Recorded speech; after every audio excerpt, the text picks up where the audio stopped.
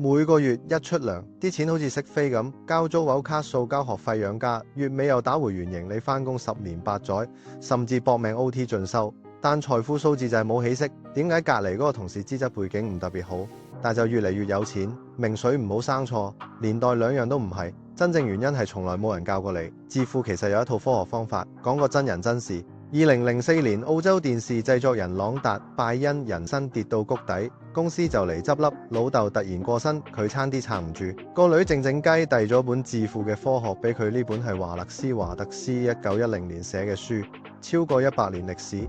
朗達用一個週末睇完，成個人重新插滿電。書中一句說話令佢震撼思想，係宇宙中最強大嘅創造力量。佢將呢個核心思想發展成全球暢銷書秘密，賣咗超過3000萬本，影響億萬人。一本1910年嘅書點解仲咁有力量？因為致富嘅科學係永恆真理，永不過時。亨利福特講過，無論你認為你能定係你唔能，你都啱。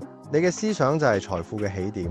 好多打工仔唔係輸能力，係輸思維。成日諗我唔得，我冇背景，呢種思維困死咗你。今日3個重點：第一，致富係一門可以學習嘅科學，有法則，有公式。